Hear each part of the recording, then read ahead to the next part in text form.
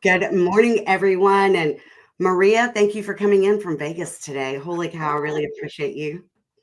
And Josh, and today we are talking about, we're just doing a deep dive on the pillars of business and how to make them successful. So I have found with myself and with my team and agents throughout the year, it's easy to come up with pillars of business. But then what do you do? What do you do? What are specific activities and how often do you do them? I love it. I love this topic because that is 100% where the magic happens, right? That's right. Yes. Why did it take somebody 10 years to tell me this? Really? You gotta be detailed. You gotta work hard. You gotta work smart. You gotta work with consistency. I mean, again, I know I say this on every call, but I think realtors tend to be great idea people. And today we're going to talk about execution. That's right. Execution. That's all our word of 2024. We're going to execute. I love it. So Maria, Yes. since you are at a more exciting place than us right now, we're going to have you start. Yeah. So today, let's dig into, last call we went over kind of all the ideas, whether they're open houses, whether they're your top 50 or VIP clients. Let's give some examples of Maria, how you're working inside of your pillar of business very specifically and very measurable. Go ahead. Okay, I'm going to tell you the very, very first thing that I did when I got in the business, and I have never stopped doing it. Talking about consistency, never, ever have I stopped doing that. And that is that everybody goes in my CRM. Everybody is put on a communication plan, whether that be just for me to have a call out there to remind me, you know what? Call this person. It's their birthday. It's their home anniversary. You have to have a way to track all of that. And when people come up to me and say, I am tracking that on a spreadsheet, they probably see my head spin around.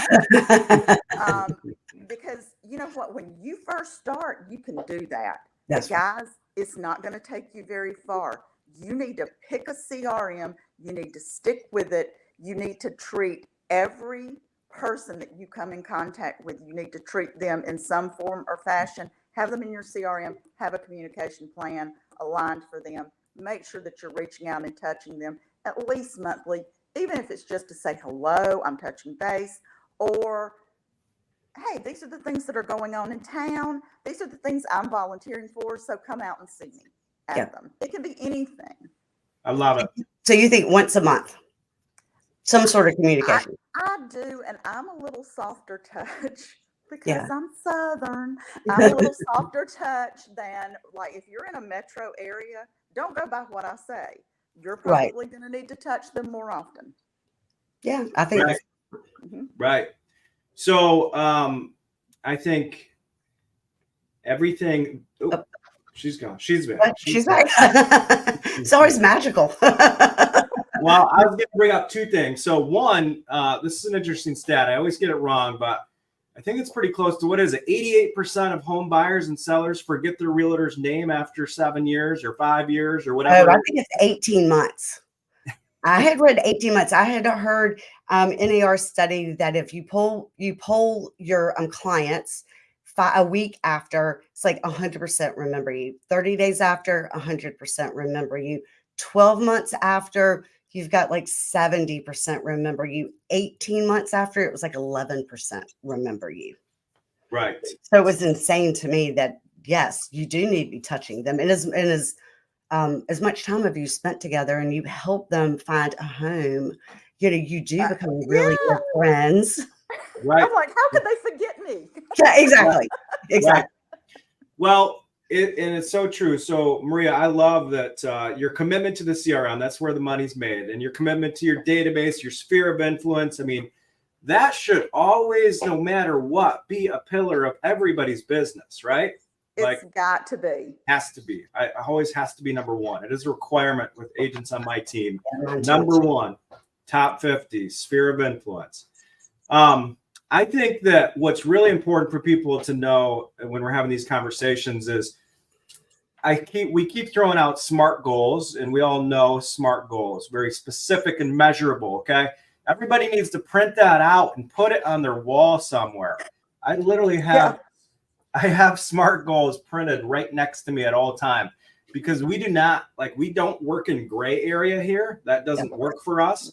And that's just been something we've learned over the years is if somebody gives me a generalized statement of how they're going to work in a pillar, I just don't let it happen. Right. It doesn't, it has to be measurable. So let's get into another pillar, which would be, an open house pillar. That's what a lot of agents should be doing, especially new agents. Well, I would tell you that was how my first year in real estate. I started the end of September in 2007. And by the end of September to December, I had done 5 million in closings. Our average closing at the time was 300,000. So that was a lot of closings, 100% from open houses. Yeah, that's amazing. And there's countless stories of that's how agents start their business. It's so cheap. You can go, it doesn't have to be your listing. It can be anybody's listing. It can be another brokerage's listing for, if you want it to be. But inside of that open house, it's got to be more than just saying I'm going to do open houses, right? So let's dig into the specifics of how we're going to set the action plans in place. So I'll tell you what I did. If my open house was on a Saturday, I put my signs out by Thursday, especially if it was in a school district, because everybody would be driving by it. And at the house, it would say Saturday 1 to 4 or whatever, but I'd start advertising it that Thursday. I also would print out 100 invitations, which was not, it was a picture of the house and said, come and meet and greet your neighbor. And these are the date and times. And I would walk the neighborhood and give those out because they are nosy. And they do want to see inside the house, and they do want to meet their neighbors. But in doing that, I got a lot of listings. Yeah. So what I learned is that when I was in the open house, I would walk the neighborhood. I'd put out the balloons. I would introduce myself to everybody. I'd invite everybody over. I would have everything on that home, all the specifics in a nice, neat book, 15, 20 books to give to them. But I'd also have a CMA for the neighborhood. Nice. And nice, very professionally done, so that when they did start talking to me about the home values of that neighborhood, I could talk with intelligence and also give them the book to go home with them to get my information on it, of course. I love it. So you have a plan. Yes. You have a plan. And that's what people need to understand is how many open houses, for example, Jennifer, how many open houses are you going to commit to a month? What was that when you started? When I first started, I did, keep in mind that my personality, I'm either 100% in or 100% out. So for me, I did every single weekend. But it was interesting. Here's one of the interesting facts that happened is I really got to know the neighborhood. They invited me to go to their HOA meeting, which I went to. I was sitting in an open house that was not my listing, brand new agent, didn't have any listings. The agent next door at the time, I was at Coldwell Banker, and the agent next door was my broker in charge. And she was sitting at an open house that was her listing. Right. That's how crazy it is. Buyers come into both of them. Buyers talk to her. Buyers talk to me. They asked me to represent them as a buyer, and they bought her house next door.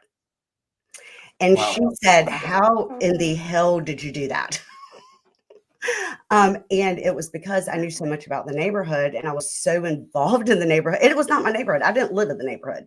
I just threw myself into the neighborhood. And when they were asking about HOA and they were asking about the neighbors and they were asking about how many children and they were asking me about where was the grocery store, I knew all the details. So I earned their trust really quickly by having those details and knowing them. But it was just interesting that they used me as a buyer's agent and bought the house next door and did not use that agent as the buyer's agent. Wow.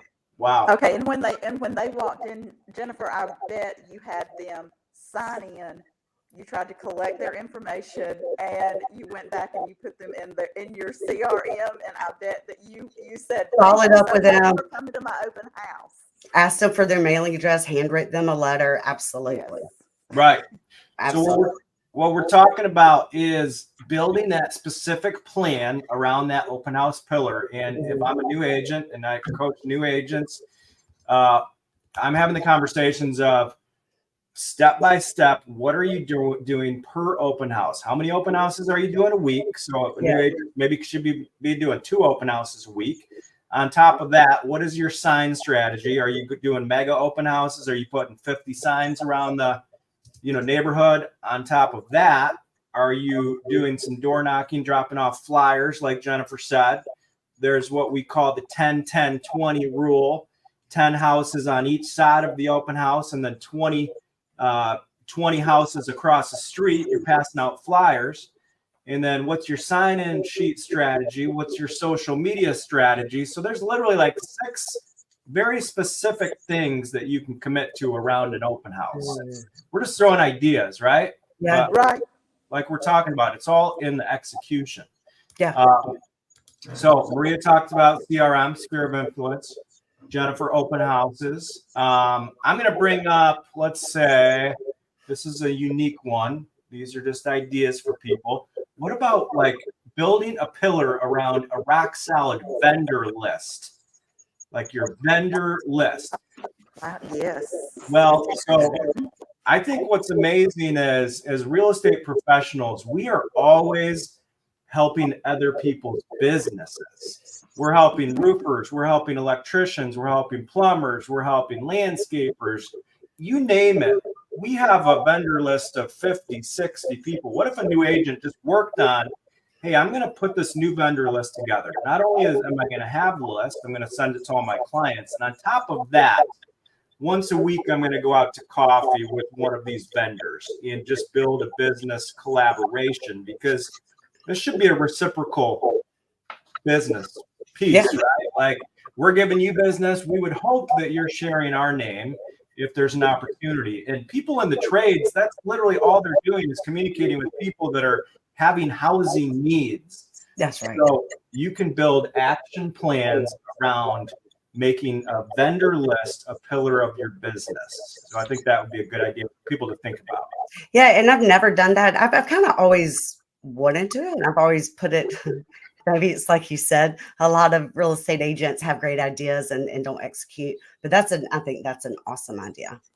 Yeah. Kind of like the I'm not BNI really good about that, but I will tell you, when I have client appreciation parties, they're all invited to them. Right. You know, like they're part of my business. They're a huge part of my business. So they're all invited. Right. The vendors as well. Yeah, I invite the vendors too, but I never invite them out to eat coffee or as part of my. I think that's great. Yeah, I think that's an excellent idea. Yeah. I mean, it's a real thing that people don't think about. Like, how many referrals do you give to your roofer in 1 year? Yeah, right? I that's right. Hey, let's get some business back from that. Okay, so we talked about 3 pillars of business, and let's wrap it up with, I'm going to let you guys come up with the 4th pillar, and then let's build an action plan around that 4th pillar. What do you got? Anybody? Just recently, I've added expired listings. Okay. So what I did, what were you going to say, Josh? Oh, I was going to have you share what you're doing around that, and then Maria, you can jump in. Yes. So I used to do, most of my business used to be expired listings, 10 years ago when it was a thing. And I've taken my focus off of it as the market shifted. There hasn't been any expired listings.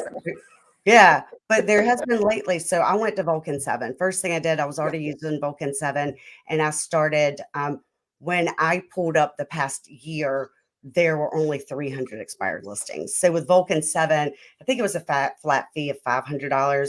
I told them which zip codes, which counties. They pulled up a year's list. They scrubbed them for the ones that had already listed or sold to make sure that they were still expired. From that list, there ended up being like 260. So I have been calling them, and then as I talk to them, getting their email address, setting them up in my CRM to do monthly market reports. But then I also hand wrote a letter and put in this packet like everything that I do to get homes sold and some examples of my marketing and things like that. But what was interesting is when I was going back through calling again, and I didn't realize I'd called this one guy the week prior, He said, Jennifer, not only have you called me, but I've gotten an email from you and I got a phenomenal packet from you. I gave it all to my wife and we have you on the calendar to call you January 1st to get you in and list the home. That's amazing. Yeah. Nice. I love it. I love it. So I would like to add a little bit more to that, but right now that's what I'm doing. Calling, getting sending out an email, and then handwriting and with some marketing material. Right. So yeah, I mean, to me, that's very specific and measurable. I mean, it's not just about the expireds. You have a plan. That's now, right. I would say for any agents listening, we can even break that down into a daily prospecting activity. How many calls, how many expired calls am I making on a daily basis? How many expireds am I putting into my CRM like you're doing? Yes. How many letters am I sending out on a daily basis? How many emails am I sending out? All that's very specific and 100% executable. Is that a word? Executable. Yeah, it is. It is. Yeah. Anything else you got, Maria?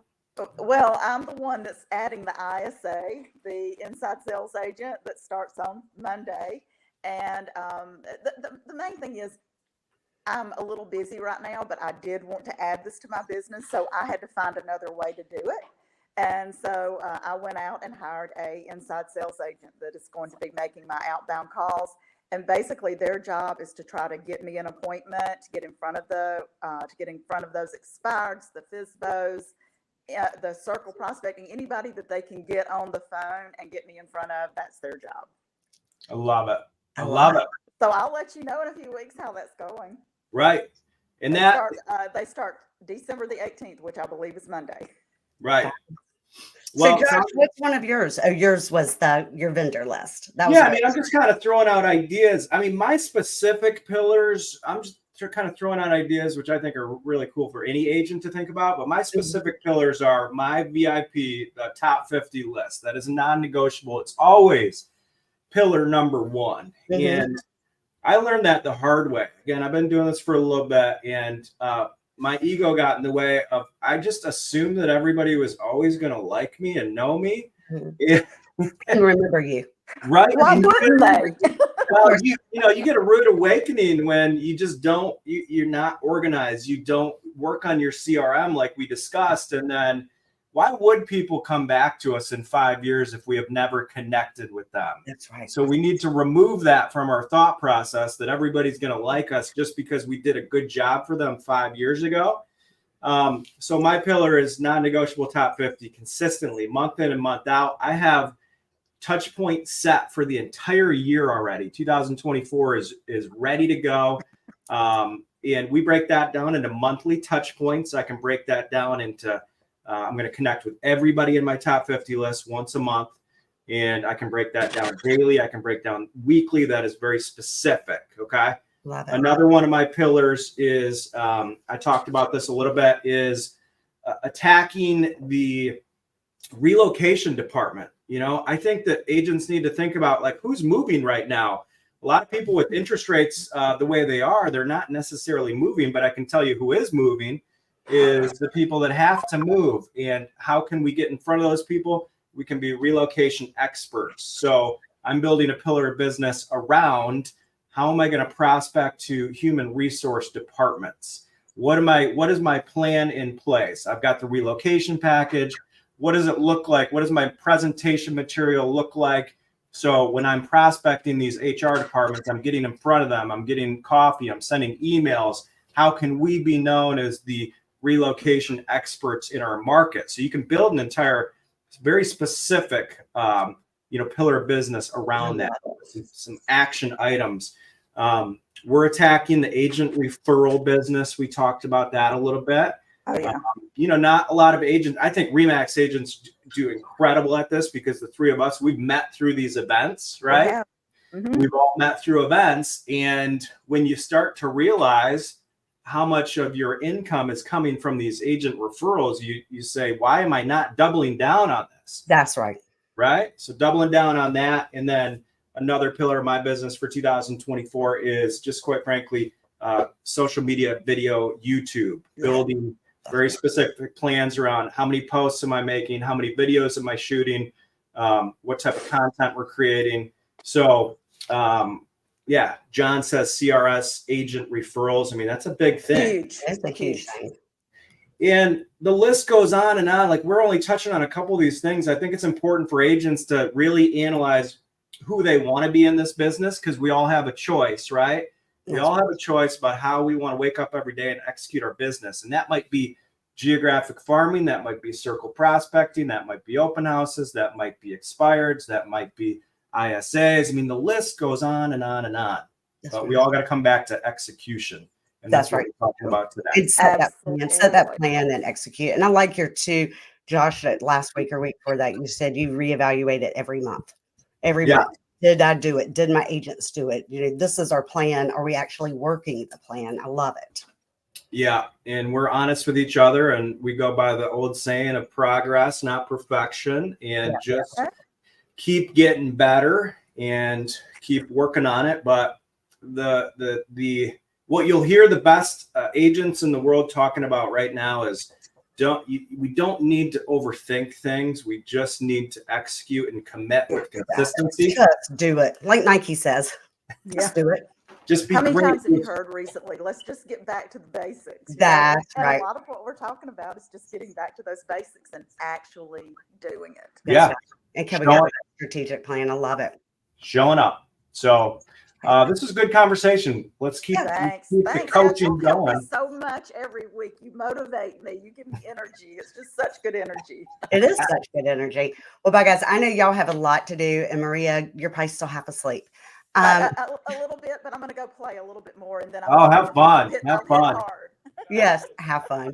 And I'll see you guys next Thursday. That's not too close to Christmas, is it? I don't even know what today is. No, we're good. Okay, perfect. Then I'll see you guys next Thursday. Take care. Okay, bye.